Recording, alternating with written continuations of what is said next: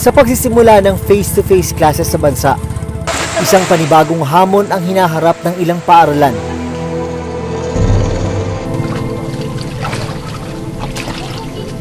Ang silid-aralang ito sa Macabebe, Pampanga, pinasok ng tubig baha. Sa Hagonoy, Bulacan, may mga silid-aralan na tuluyan ang inabandona dahil naman sa lalim ng tubig. Sa Burot Integrated School sa Tarlac City naman, nakuha ng video ang pagpasok ng malakas na tubig ulan sa loob ng silid-aralan nito lang Huwebes. Paano susolusyonan ang problemang ito?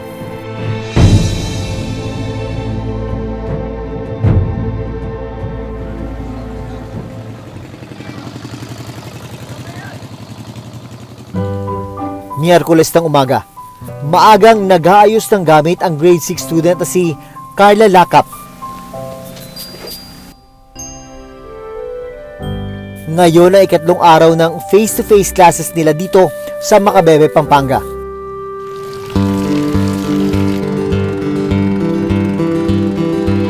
Mula bahay, kasabay ni Carla na maglalakad ang kanyang mga pinsan.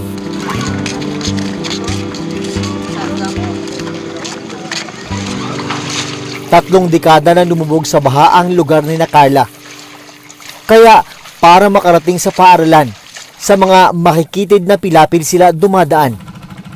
Minsan po, pag pumupunta na po kami dito, minsan po kahit umuulan, naglalakad lang po kami sa putik. Nagugas na lang po nun kami doon sa poso para pagpasok namin, malinis po kami. Lalo na po yung mga paa namin. Dahil maputik at madulas ang lupa, maingat sina Carla sa kanilang bawat hakbang. Natatakot po kasi po baka madulas kami tapos mga gamit ko po baka mabasa. Makalipas ang ilang minuto, narating ng grupo ni Carla ang isang sirang tulay. Imbis kasi na bakal, dalawang kahoy na tabla lang ang kanilang tinatapakan. Natatakot po ako baka po mahulog po kami, tapos lalo na po yung iba ko pong pinsan baka po mahulog. Kasi po hindi yung iba ko pong pinsan na maliliit, di pa po sila marunong lumangoy.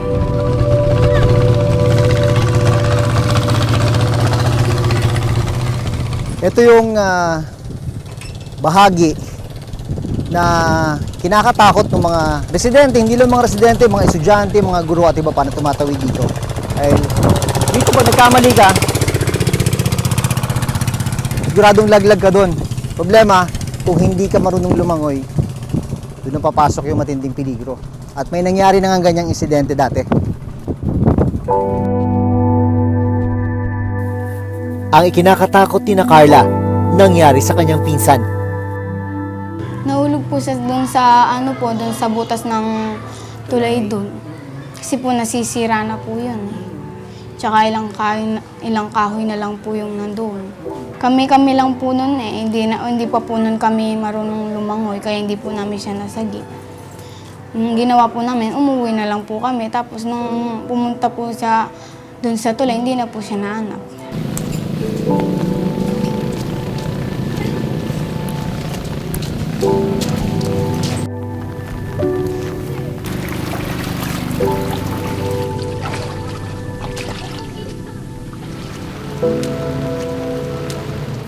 Ilang sandali pa, narating na ni Carla ang Dalan Baliti Elementary School. Dito na namin nalaman ang isa pang malaking problema. Ang kanilang eskwelahan, napapaligiran at pinapasok ng tubig baha. Ngayong umaga, inabutan namin si Teacher Maylene na naglilinis ng tubig. Nililimasan ko po yung school ground. Para mamaya, pag duting ng high tide, di siya gaanong lumataas yung tubig.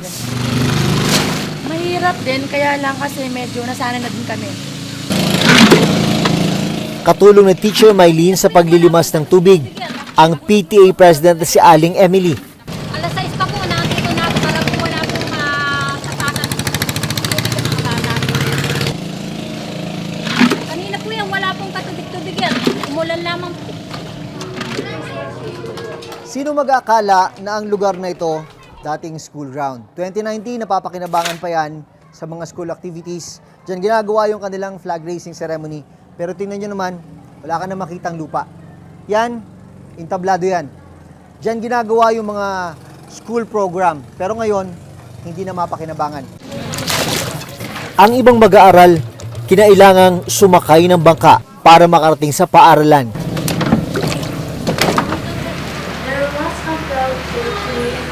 Pagpatak ng alas 7:30 ng umaga, nagsimula na ang klase ni Carla. Kumusta yung karanasan mo dito, lalo na pag ulan, lalo na pag may high tide? Ayos naman po, pero nahihirapan din po kami minsan. Kasi po nalulubog po kami dito. So ano yung mga kadalasang sakit na nakukuha nyo? Lalo na, di ba, pag maulan, tapos nalulubog ka sa tubig. Nangangati po yung mga paa namin kasi po nalulubog po kami. 8 ang silid-aralan sa Dalan Baliti Elementary School. Tuwing high tide at masama ang panahon, umaabot sa silid-aralan ang tubig baha, tulad na nangyari sa day 1 ng face-to-face classes noong nakaraang linggo. Isa sa pinasok ng tubig baha noon, ang classroom ni Teacher Maylene. Mababa kasi yung location ng lugar namin. Sa coastal kami, katulad niyan, malapit kami sa Sapa. Isang factor po yan na kapag dumating na yung high tide, antimano, talagang makakarating po yung high tide sa amin. Unlike sa upland, kami talaga yung una na mapupuntahan ng tubig. Kinabukasan, agad na pinalagyan ni Teacher Maylene ng harang ang pintuan ng classroom. Kaya nilagyan po namin ng harang, tapos yung mga bitak sa loob, sa gilid especially, nilagyan po namin ng semento para kahit papaano hindi naman makapasok na yung tubig. Dahil problema talaga dito yung pagbaha, kailangang itaas yung mga sahig ng ilang classroom. Dito naman, kailangan harangan. Harangan para yung tubig hindi agad makapasok sa loob. Habang naroon kami, bumuhos ang malakas na ulan. Ilang minuto lang ang lumipas, mabilis na pumasok at tumaas ang tubig sa school ground. Sabi ng school head na si Teacher JR, malaki ang epekto sa kanila ng paglubog sa tubig baha ng paaralan. Ma'am Elisa, excuse po. Ano dito rin mga parents? Mga mamen, sir. Kung mapapansin po ninyo, napakalakas na po ng ulan, ano? Po, hanggang mamaya po, kapag hindi pa rin po uminto yung paglakas ng ulan, tapos yung baha po natin, no, tumataas din po, magsususpend na po tayo ng klase. Dahil sa pagtaas ng tubig, ang klase na maghapon noon, half day na lang ngayon. Kasi pag ganun po yung sitwasyon, sir, mostly nagsususpend po kami ng klase. So napuputol yung pag-aaral ng mga bata. Minsan, sir, lalo pag sunod-sunod na yung walang pasok, doon na pumapasok yung tinatabad na sila. Makalipas ang 1 oras na ulan, umabot ang tubig baha sa pathway ng mga silid-aralan. Maya-maya pa, ilang magulang na ang dumating para sumundo sa mga bata. Kukuhanin ko lang po siya, ma'am, kasi pinapado po. Baka biglang mahulog sa ilog. Katulad niyan, mamaya po, malaki na yung tubig. Kaya hindi siya pwedeng pabayaan. Susunduin po yung mga bata. Sira po yung dahan. Baka po madulas sila. Ayon kay Teacher JR, 2019 nang i-request nila sa dating administrasyon ng DepEd na mapataasan ang kanilang school building. Ang problema, naudot ang proyekto nang magsimula ang pandemya. Bago po ang pandemic, sir, nakapropose na po ito na bagong building, sir. So, na-soil test na po siya. At okay yung lupa natin para pagtayuan. Kaya lang po, a week after po nung soil testing po, pumasok ang pandemic, sir. So, doon po naudlot. Kailan lang pong election natin. Nag-follow up po ako sa engineer's office ng DepEd.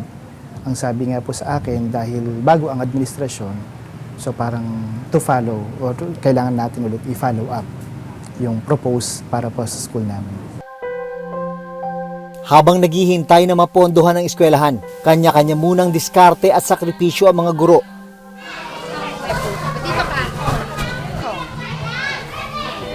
Maswerte na raw sila lalo't may ilang individual at grupong nagpapaabot sa kanila ng tulong. Very good. O, ito. nakakapag-adjust kayo sa sitwasyon dahil sa tulong ng mga kaibigan, sa tulong ng mga concerned citizens? Yes po. Kaya po, kung ano lang po yung naibigay sa amin, sir, pinagkakasya namin. At pag alam ko po at ng mga teachers na hindi kasya, sir, doon kami gumagawa ng paraan. Sobrang sakripisyo po talaga, sir. Kasi kapag meron po kaming projects dito sa school, yung mga asawa po nila, yung sir, nagvo-volunteer talaga na maisagawa po at maisaayos yung iba't ibang parte ng paaralan, sir. Na walang bayad yun, sir. Talagang purong volunteerism lang talaga, sir. Sa kabila ng hirap na kanilang nararanasan, inspirasyon daw nila ang kanilang mga mag-aaral. Kapag gano'n na dumarating na ako sa puntong nangihina na ako, agad-agad naisip ko, mga mag-aaral dito, yung mga teachers, sila yung parang nagiging lakas ko talaga.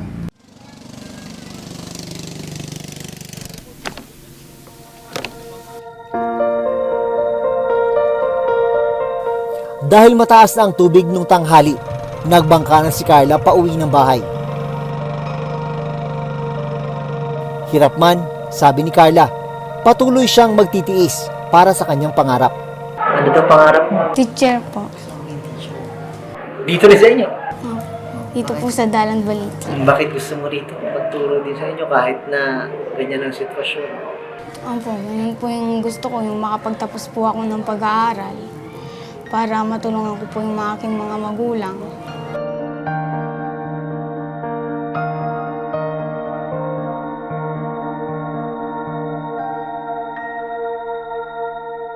Sakop ng Barangay Santa Maria Libutad ang Dalan Baliti Elementary School.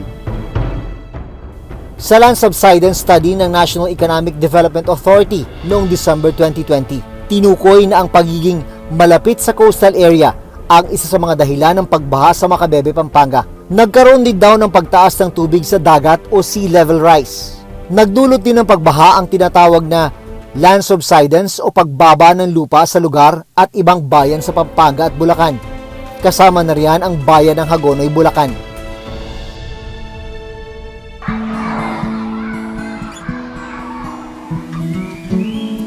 Ang Hagonoy East Central School sa Bulacan, matagal na ring problema ang pagtaas ng tubig dahil sa high tide na pinalala pa ng pag-ulan.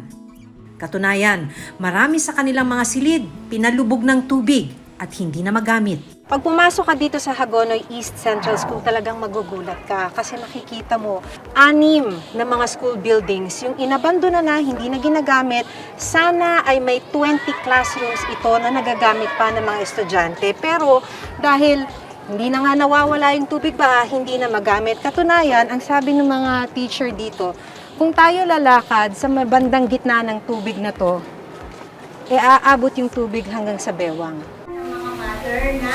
Ang grade 4 teacher na si Teacher Rosalia Alfonso, halos 2 dekada nang nagtuturo sa paaralang ito. Kaya nasaksihan niya kung paano unti-unting lumubog ang kanilang eskwelahan. Siguro mga starting from 2010 or 12, ayan, tsaka lang siya nagkaganyan. Yung pagka yung high tide, talagang lumulubog. Tsaka maganda to talaga, dinadayo ng mga bata talaga to nung... Ito ang dating itsura ng kanilang paaralan. Wala pang tubig at napalilibutan pa ng mga halaman. Dati pag umuulan lang, saka nagkakatubig. Kahit na tapos na yung ulan, wala na, hindi na nawawala yung tubig. Tapos yun, yung nag-ano na yung high tide. Hindi na nawala yung high tide mula nun. Napakahirap. Dahil kulang sa classroom, ginawa na lang nila ng paraan para mapagkasya ang mga estudyante. Grade 1, grade 2, grade 3 ay nag-AM yung kalahati, papalitan uli ng kalahati sa Nag-shifting hapon. na po kayo kasi kung di kayo mag-shifting, Kakasakit po mga bata. Pag pinagamit po namin yan, nakalusong po.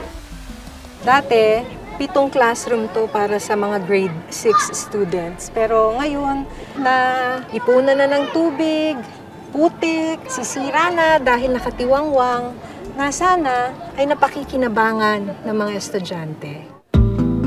Ang ilang silid, unti-unti na ring pinapasok ng tubig. Ngayong umaga, naabutan naming naglilimas ng tubig si Teacher Maylene sa loob ng kanilang classroom. Dahil po sa high tide, kaya pinapasok yung aming classroom. So may klase po ngayon kaya kailangang linisin para lang po hindi madulas yung bata. Kung ang pasok po namin is 7 a.m., mas agaan mo po 7 a.m. Minsan po kasi nagkakagulatan din kami sa laki ng tubig na expected ko walang tubig, hindi aabutin yung classroom ko. Pero pagpasok ko, meron pala. Kaya ang nangyayari, imbis na makapag-proceed kagad kami sa aming lesson proper, naglilimas pa po muna.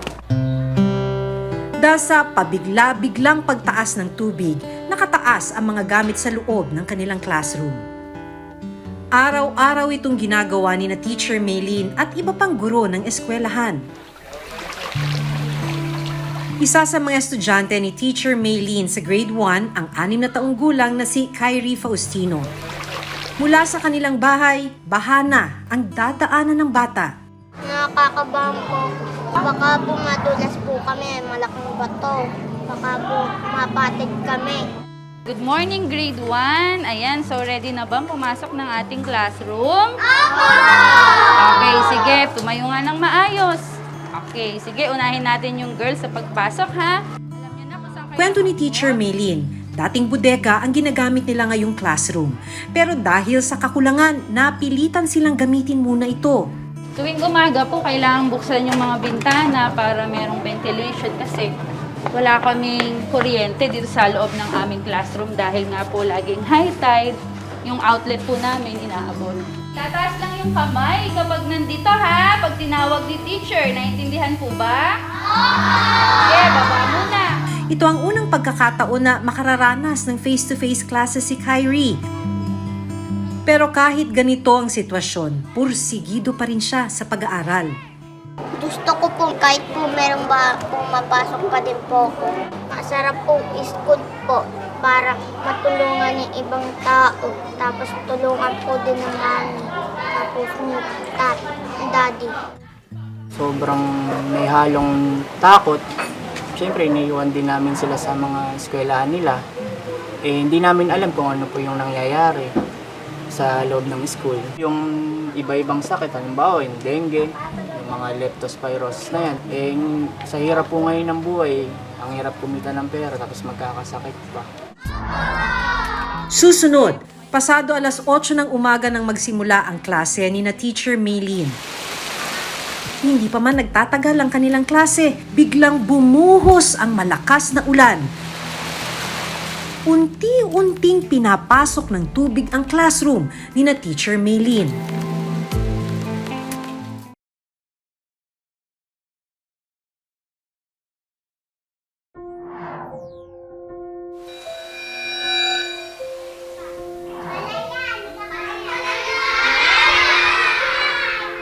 Pasado alas 8 ng umaga nang magsimula ang klase ni na Teacher Maylene. Hindi pa man nagtatagal ang kanilang klase. Biglang bumuhos ang malakas na ulan. Unti-unting pinapasok ng tubig ang classroom ni na Teacher Maylene. Kasi halos lahat naman po na nang ginagamit natin dito na classroom ay naka-elevate. Kumbaga meron po talagang classroom na naiwanan na. So inaabot yung mga bata habang naglaklase? Opo, ganun po ang senaryo. Kaya naman ganun na lang ang pag-aalala ni Teacher Maylene at ng iba pang guro ng paaralan. Hindi mo maaasahan yung aksidente, baka mamaya, syempre mga bata yung mga yan na hindi mo maano, natatakbo sila. Imbis na maging malaya sila, na-express yung sarili nila na bata ako, gusto kong tumakbo dito, maglakad dito. Hindi nila maranasan dito sa aming school. Gumagastos ka na ba ng sarili mong pera, ma'am? Dagdag, para lang mapunan yung mga pagkukulang dito, lalo't binabaha. Yung struggle na bilang teacher na ipundar ko sa sarili ko yung mga gamit na kailangan para makapagturo ako ng maayos. Although in the exigency of the service dahil we are teachers. Yun lang, medyo nakakalungkot. Ayon kay Teacher Fe, nakapagpadala na sila ng request sa Department of Education o DepEd noong nakaraang administrasyon para sana magkaroon sila ng mga bagong school building. Kailangan hubang dito o kailangan mag-change location na? Hindi naman po siguro kasi ang dami nating mga kababaryo na saan sila titira, saan sila mag-aaral. Hindi naman po ganyan talaga dapat yung school namin. Kaya po, ginusto ko din that I transferred here kasi gusto ko matulungan. Yung mga natitira ko mga paglilingkod ng taon sa DepEd ay maging instrumento ko. Problema man nila ngayon ang baha, hindi naman nawawala ang kagustuhang matuto ng mga bata. Kahit na baha, excited pa rin? Opo! Bakit? Madami na po ulit kami matutunan. Kasi po yung iba po lahat po napapaliwanag po. Yung iba po minsan hindi na po kami natuturuan. Mag-aalas 12 ng hapon nang matapos ang klase ni na Kyrie kay Teacher Maylin. Pero dahil maputik at basa ang dadaanan palabas sa kanilang eskwelahan, kinailangan pa siyang buhatin. Ito po, padaan po sa amin, baha pa po. Doon po. Ito na po, bike ko po. Baha pa din po dito sa amin. Hindi na po nawawala. Matapos magbihis ni Kyrie, diretso siya sa paggawa ng assignments. Medyo baha nga po. Yung distraction po ng bata nandun po. Kaya ginagawa ko po, pagdating niya po galing school, tinuturuan ko pa rin po siya. Nakakalungkot talaga kung iisipin namin. Bilang magulang, syempre gusto mo ibigay yung best sa anak mo. Maayos yung kanilang dadaanan, maayos yung kanilang papasukan sa kanilang room, nagagawa ng gobyerno na talaga para sa school.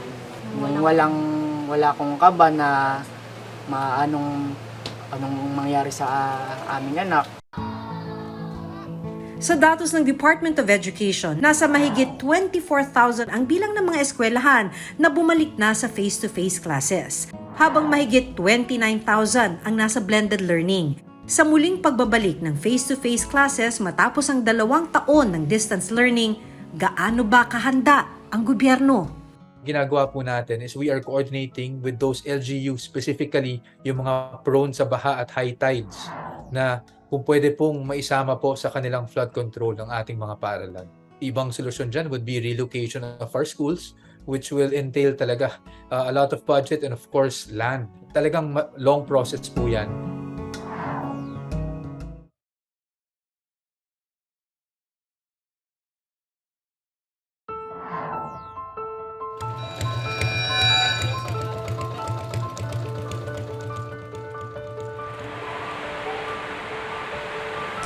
Hindi alintana ng mga guro at estudyante ang aming nakilala ang problemang hinaharap nila. Pero hiling nila, tulungan silang makaahon para sa mas maayos at ligtas na pag-aaral. Kung ikay may gustong hilingin sa pamahalaan natin, ano yun? Yung mapaayos po yung school namin para hindi na po siya mabaha. Ganun po, tapos hindi na po kami mahirapan. Hanggang kailan ho kakayanin po? Yung mga teachers natin, they are so passionate in teaching, they're committed and dedicated in spite of this flood. Kaya pag may pumunta po dito, sabi ko, sana matulungan kami. Paano ba maiaangat yung kalidad ng edukasyon sa Hagonoy kung ganito kami?